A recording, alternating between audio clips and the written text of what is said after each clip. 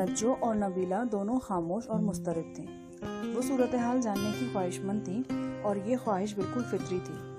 خاص طور پر نجو تو سرتاپا سوال بنی ہوئی تھی۔ میں اسے گہری نیند سے جگا کر یہاں لے آیا تھا۔ نہ اسے شوہر کا پتہ تھا اور نہ یہ معلوم تھا کہ نصف شب کی یہ بھاگ دوڑ کا مقصد کیا ہے۔ وہ ابھی تک مکمل اندھیرے میں تھی اور مجھے اس پر ترس آ رہا تھا۔ کاش میں نے سے پہلے ہی دن اس پر ترس نہ کھایا ہوتا اور اسے بتا دیا ہوتا کہ جس شہباز کو وہ اپنا سب کچھ سمجھتی ہے وہ حقیقت میں کیا ہے۔ اب صورتحال اور گمبھیر ہو چکی تھی۔ شہباز راہی عدم ہو چکا تھا اور نجو بے خبر تھی، اس کے کردار سے بھی اور اس کی موت سے بھی۔ اب اسے مزید بے خبر رکھنا مناسب نہیں تھا۔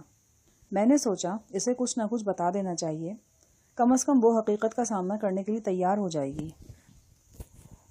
میں نے سگریٹ کے چند طویل کش لیے اور دھیمے لہجے میں کہنا شروع کیا، نجو، میں تم سے ایک بہت اہم معاملے پر بات کرنا چاہتا ہوں۔ تم میں اتنی سمجھ بوجھ ہے کہ اس بات پر ٹھنڈے دل سے غور کر سکو اور جھوٹ اور سچ کا فرق جان سکو۔ نجو کی بڑی بڑی سیاہ آنکھیں پوری طرح کھل گئیں اور میرے چہرے پر جم گئیں۔ میں نے ان سحر کار آنکھوں میں جھانکتے ہوئے مدھم لہجے میں پوچھا، مجھ پر بھروسہ کرتی ہو نجو؟ کیوں نہیں صاحب جی؟ ان 4 لفظوں میں اس نے اپنے جس بے پناہ اعتماد کا اظہار کر دیا وہ شاید کوئی دوسرا ایک طویل تقریر میں بھی نہیں کر سکتا تھا۔ کسی نے سچ ہی کہا ہے، مفہوم بولنے والے کے لفظوں سے نہیں لہجے سے ادا ہوتا ہے۔ نجو، تمہیں یہ سن کر صدمہ تو ہوگا، لیکن آج میں تمہیں بتا دینا چاہتا ہوں کہ شہباز پہلوان وہ نہیں جو تم اسے سمجھتی ہو۔ کیا مطلب؟ شہباز ایک دغا باز شخص ہے نجو، وہ پہلے روز سے تمہیں فریب دے رہا ہے۔ اس کا یہ فریب اگر تمہاری نظروں سے اوجھل رہا ہے تو اس کی وجہ صرف میں ہوں۔ میں سب کچھ جان گیا تھا، اس کے باوجود میں نے تمہیں اندھیرے میں رکھا، اس امید پر کہ شاید وہ راہ راست پر آ جائے اور حالات ٹھیک ہو جائیں۔ وہ ہونکوں کی طرح منہ پھاڑے میری طرف دیکھ رہی تھی۔ کچھ یہی حال نبیلہ کا بھی تھا۔ وہ نجو کی کہانی سے پوری طرح آگاہ تھی اور یہی وجہ تھی کہ اس کی موجودگی میں نے نجو سے بات کرنا نامناسب نہیں سمجھا تھا۔ میں نے پاوندہ بستی سے بات شروع کی اور نجو کو بتایا کہ جھوپڑے سے پہلوان کے غائب ہونے کی اصل وجہ کیا تھی اور وہ کیوں نکاح خواہ ڈھونڈنے کے بہانے باگڑ خیل کے چکر لگایا کرتا تھا۔ میں نے باگڑ خیل میں اس کے معاشقے اور پھر شادی کا ذکر کیا۔ نجو سکتے کسی کیفیت میں سنتی رہی۔ اس کا چہرہ گواہ تھا کہ وہ میری زبان سے نکلے ہوئے ہر لفظ کو اہمیت دے رہی ہے۔ میں نے نجو کو سب کچھ صاف صاف بتا دیا کہ کس طرح میں پہلوان کا کھوج لگاتا رہا اور کس طرح چند روز پہلے پارا چنار کی مسجد میں پہلوان سے میری طویل ملاقات ہوئی۔ اس ملاقات میں پہلوان نے یاسمین کے بھاگ جانے کا رونا رو کر میری ہمدردی جیتنے کی کوشش کی تھی اور خانہ خدا میں بیٹھ کر یہ عہد کیا تھا کہ وہ اپنی غلطیوں کا ازالہ کرے گا۔ میں نے پہلوان کی یہ ساری فریب گوئی نجو کے سامنے بیان کی۔ آخر میں نے نجو کو الف خان کے بارے میں بتایا۔ 2 گھنٹے پہلے وزیری ہوٹل کے کمرے میں الف خان اور شہباز میں جو انکشاف انگیز گفتگو ہوئی تھی وہ میں نے حرف بحرف نجو کے سامنے بیان کر دی۔ نجو کی آنکھیں آنسوؤں کے بوجھ سے سرخ ہوتی جا رہی تھیں۔ آخر وہ پھوٹ پھوٹ کر رونے لگی۔ تاہم اس رونے سے بے چارگی یا صدمے کے بجائے نفرت اور قہر کے جذبات کا اظہار ہو رہا تھا۔ وہ اس شخص کی طرح رو رہی تھی جسے اس کے کسی دشمن نے دھوکے سے مارا ہو اور رات کی تاریکی میں اس کا سب کچھ لوٹ کر لے گیا ہو۔ روتے روتے اپنے گلے سے اس نے وہ چاندی کا لاکٹ نوچ کر پھینک دیا جو شہباز نے اسے نکاح کے بعد تحفہ دیا تھا۔ وہ ہذیانی انداز میں چیخنے لگی، کتے، حرام زادے، مجھے تجھ پر پہلے ہی شک تھا، تو نے مجھے برباد کر کے رکھ دیا، کہیں منہ دکھانے کے قابل نہیں چھوڑا، میں تجھے کبھی معاف نہیں کروں گی، کبھی نہیں۔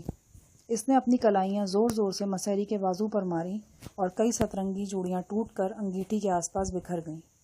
وہ بے دم ہو کر اوندھے منہ چارپائی پر گری اور بلک بلک کر رونے لگی۔ نبیلہ کی آنکھیں بھی چھلک رہی تھیں۔ اس نے نجو کا سر اٹھا کر گود میں رکھ لیا اور اسے چپ کرانے کی کوشش کرنے لگی۔ میں نے اشارے سے نبیلہ کو کہا کہ اسے رونے دو، وہ جتنا کھل کے رو لیتی ہے اس کے لیے بہتر تھا، اور وہ واقعی کھل کر روئی۔ میں نے اسے بتایا کہ پہلوان سے میری لڑائی ہوئی ہے اور وہ میرے ہاتھوں شدید زخمی ہوا ہے۔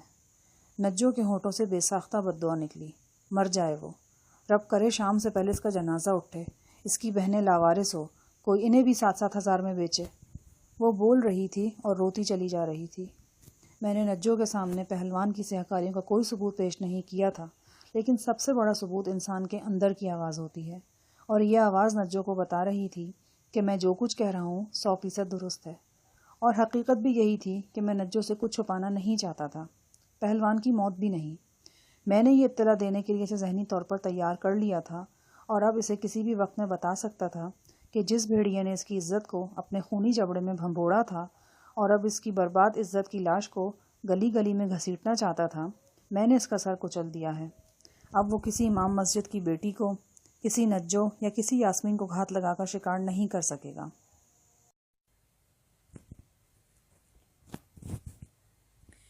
یکایک دروازے پر دستک ہوئی۔ ہم تینوں چونک گئے۔ میں نے جیکٹ کی جیب تھپ تھپا کر ریوالور کی موجودگی کا اندازہ کیا، پھر دروازے کی طرف بڑھا۔ کون؟ میں نے لہجے کو بوجھل بناتے ہوئے پوچھا۔ میں زریں گل۔ دوسری جانب سے زریں گل کی مدھم آواز ابھری۔ میرے ذہن میں خطرے کی گھنٹی بج اٹھی۔ زریں گل کو دیکھے بغیر ہی مجھے یہ احساس ہوا کہ وہ زخمی ہے۔ چٹخانی گرا کر میں نے دروازہ کھولا۔ زریں گل ہاپا ہوا تھا اور کمرے میں جلنے والے بلب کی روشنی میں اس کا چہرہ برف کی مانند سفید نظر آ رہا تھا۔ 1 منٹ ہمارا بات سنیے، اس نے سرگوشی میں کہا۔ میں کمرے سے باہر آ گیا اور اپنے پیچھے دروازہ بند کر دیا۔ زریں گل مجھے تاریک بالکنی میں لے آیا۔ یہاں جنگلے کے ساتھ ساتھ چند ٹوٹی پھوٹی کرسیاں اور میز رکھی تھی۔ وہ نڈھال سا ہو کر ایک کرسی پہ بیٹھ گیا۔ میں نے دوسری کرسی سنبھال لی۔ بہت گڑبڑ ہو گیا ہے، وہ کراہتی ہوئی آواز میں بولا۔ شہباز پہلوان کا لاش وزیری ہوٹل کے کمرہ نمبر 6 سے مل گیا ہے۔ رحمان زئی، الف خان اور اس کے غنڈے ہر جگہ آپ کو اور بی بی کو تلاش کرتے پھر رہے ہیں۔ ہم نے یہاں سے 2 فرلانگ پیچھے بڑے ڈاک خانے کے سامنے ان کا گاڑی دیکھا ہے۔ ہم کو شک ہے ان میں لیوی کا ایک آدمی بھی تھا۔ میری نگاہ زریں گل کے بائیں شانے پر پڑی۔ یہاں کمبل پر خون کا ایک دھبا نمودار ہو چکا تھا۔ تم زخمی ہو زریں گل؟ اس نے اس بات میں سر ہلایا۔ راستے میں وزیری ہوٹل کے سامنے الف خان کے غنڈوں سے ہمارا مدبھیڑ ہو گیا تھا۔ انہوں نے ہم کو پہچان لیا اور روکنے کا کوشش کیا۔ ہم نے سوچا اگر ہم پکڑا گیا تو یہ ہم کو بہت مارے گا اور آپ کا پتہ پوچھے گا۔ ہم کو اپنی مار کا فکر نہیں تھا، لیکن اگر کہیں مجبور ہو کر ہمارے منہ سے آپ کا پتہ نکل جاتا تو ہم سارا زندگی اپنے منہ پہ لعنت بھیجتا۔ ہم بھاگ کھڑا ہوا۔ انہوں نے گولی چلایا، ہم نے بھی گولی چلایا۔ ادھر ایک گولی ہمارے کندھے میں لگ گیا۔ ہم امام باڑہ ہوٹل کے سامنے سے ہو کر ایک گلی میں گھس گیا۔ ادھر حاجی شاہ کا اونٹوں والا احاطہ ہے۔ ہم احاطے میں چھپ گیا۔ جب وہ لوگ ہم کو ڈھونڈ کر آگے نکل گیا تو ہم چپتا چپاتا یہاں تک پہنچ گیا۔ میں نے کمبل ہٹا کر زریں گل کا شانہ دیکھا۔ کوٹ میں سوراخ نظر آ رہا تھا اور سوراخ کے ارد گرد تقریباً آدھا مربع انچ جگہ خون میں ڈوبی ہوئی تھی۔ یہ تو کافی نقصان کر لیا تم نے۔ میں نے افسوس سے سر ہلایا۔ وہ عجیب سی نظروں سے میری طرف دیکھنے لگا۔ ان آنکھوں میں وہی ڈرامائی کیفیت تھی جو پہلی ملاقات میں نظر آئی تھی، جب شام کے جھپیٹے میں وہ ایک گلی کے اندر میرا راستہ روک کر کھڑا ہو گیا تھا۔ اپنے زخمی شانے کو دائیں ہاتھ سے دبا کر وہ بولا، یہ کوئی نقصان نہیں ہے۔ جہانی استاد کے لیے تو ہمارا جان بھی حاضر ہے۔ کون جہانی استاد؟ اب انکار مت کرو استاد، ہم اپنے سر کا قسم کھا سکتا ہے کہ تم ہی جہانی استاد ہے۔ ہمارا نظر اتنا کچا نہیں ہے، ہم پہلے ہی دن تم کو پہچان گیا تھا اور اب تو شک کا کوئی گنجائش نہیں رہا۔ میں نے اس موضوع پر مزید وقت ضائع کرنا مناسب نہیں سمجھا۔ میں نے گہری سانس لے کر کہا، تمہاری تیز نگاہی کی داد دینا پڑتی ہے زریں گل۔ بہرحال جس کام کے لیے میں نے بھیجا تھا اس کا کیا بنا؟ میرا اقرار سرکن زریں گل کے چہرے پر چمک آ گئی۔ تھوڑی دیر کے لیے اس نے کندھے کی تکلیف کو جیسے فراموش کر دیا۔ کمبل کو اچھی طرح جسم کے گرد لپیٹتے ہوئے وہ بولا، سب فٹ فاٹ ہو گیا استاد۔ تم نے ہم کو یہ کیوں نہیں بتایا کہ جس وین والے سے تم نے بات کیا تھا اس کا نام عنایت ہے اور وہ پنجابی ہے؟ کیوں؟ کیا ہوا؟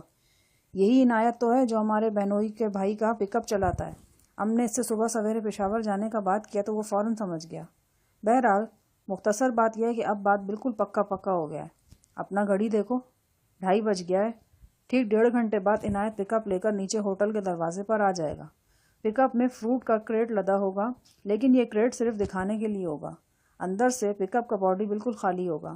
ہم کریٹ ہٹا کر اندر گھس جائیں گے تو عنایت پچھلے حصے میں دوبارہ کریٹ رکھ دے گا۔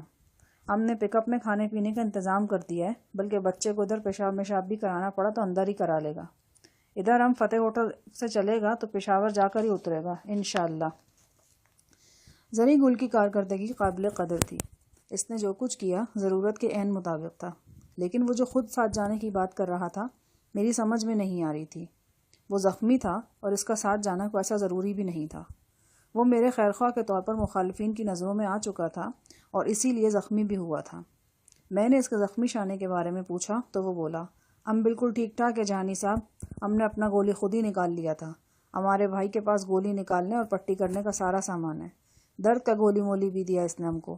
انشاءاللہ ہم تمہارے ساتھ جائے گا، تم کو آزاد علاقے کی حد سے باہر چھوڑ کر آئے گا۔ تم ہمارا دلبر جانی ہے، ہم آخر تک تمہارا ساتھ دے گا۔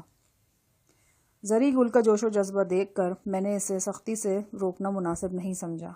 اس نے اب تک اپنی افادیت ثابت کی تھی، خاص طور پر پک اپ کا سفر محفوظ بنانے کی اس کی کوشش قابل تعریف تھی۔ یہ الف خان بڑی کتی شے نظر آ رہا تھا۔ اس سے ٹکرائے بغیر قرم ایجنسی سے نکلنا میری اہم ضرورت تھا، اور یہ ضرورت اس طرح پوری ہو سکتی تھی کہ ہم دوران سفر پس پردہ رہیں۔ زری گل کے بقول الف خان کا ایک چچا زاد بھائی لیوی میں مقامی افسر تھا اور اس کی ہر جائز و ناجائز اعانت کرتا تھا۔ اس اطلاع کے بعد میرے لیے بھی یہ مناسب نہیں رہا کہ میں لیوی کی مدد لوں۔